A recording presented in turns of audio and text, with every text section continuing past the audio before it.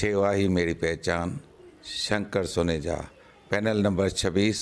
फिर सुबह होगी न्यूज चैनल में आप सभी का स्वागत है। मैं किरण जोशी ले चलती हूं आपको आज की कुछ ताजा तरीन खबरों की ओर। मानसून आने वाला है मगर शहर में जो खड्डे हैं अभी तक वैसे ही हैं, मगर महानगर पालिका को यह चीज नजर ही नहीं आ रही है।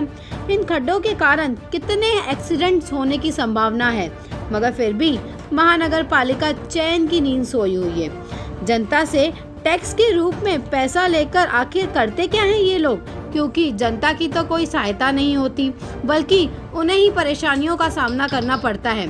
लगता है महानगर पालिका के साथ साथ ठेकेदार भी सोए हुए हैं। इस विषय पर रोशनी डाली है समाज सेवक नरेश तहलरमानी जी ने। आइए देखते हैं क्या कहना है उनका। तहलरमानी जी साहब नमस्ते। नमस्ते। फिर सुबह होगी के इस एपिसोड में आपका फिर से स्वागत है।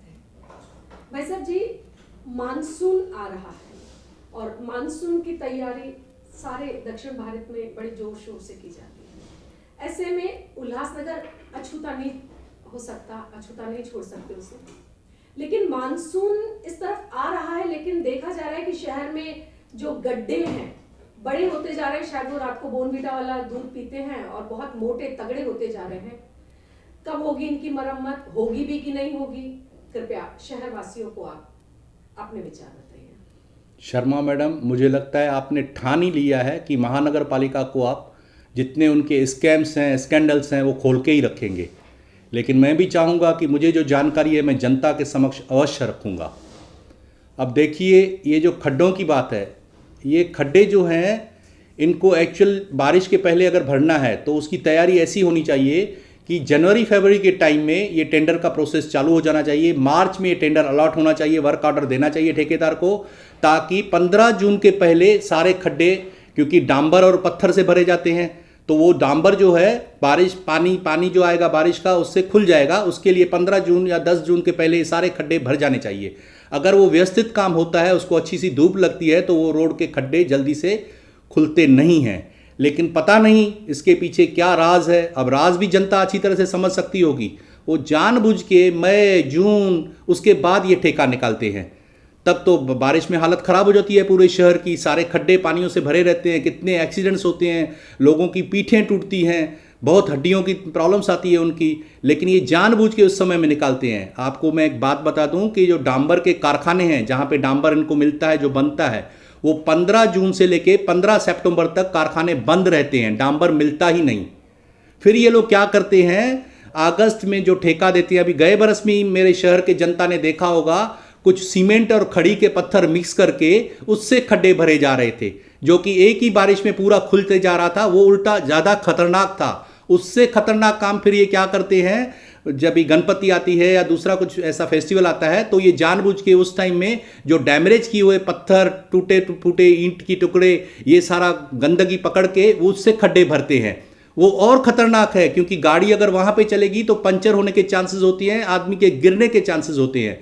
तो ये जानबूझ के काम किया जाता है।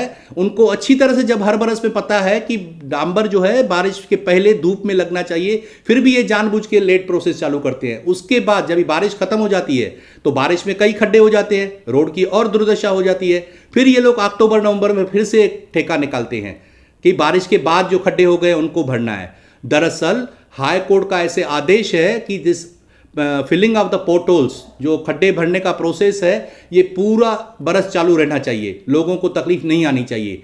लेकिन ये लोग ये कोर्ट वगैरह ये तो महानगर पालिका उल्लासनगर मालिक लगता है मानती ही नहीं है, ये अपने तरीके से चलते हैं।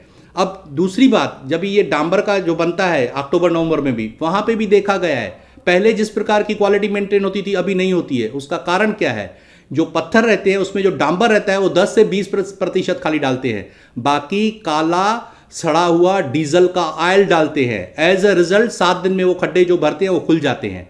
अच्छा, ये जो ठेका देते हैं उसमें एक क्लाज रहता है।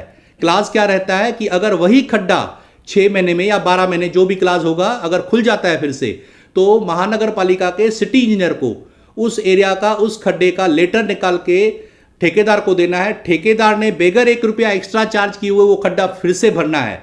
लेकिन आज तक कभी भी ऐसा लेटर किसी भी सिटी इंजीनियर ने किसी भी ठेकेदार को नहीं दिया है। अब क्यों नहीं दिया है ये भी जनता समझ सकती है। ये बार बार ठेके निकलना, करोड़ों रुपए इसके ऊपर लगाना, क्योंकि ये चाहते हैं कि बार बार खड्डे होते रहें, बार बार भरते रहेंगे, बार बार टेंडर निकलते रहेंगे और बार बार लूट की जो इनकी लूट होती रहती है वो लूट होते रहे।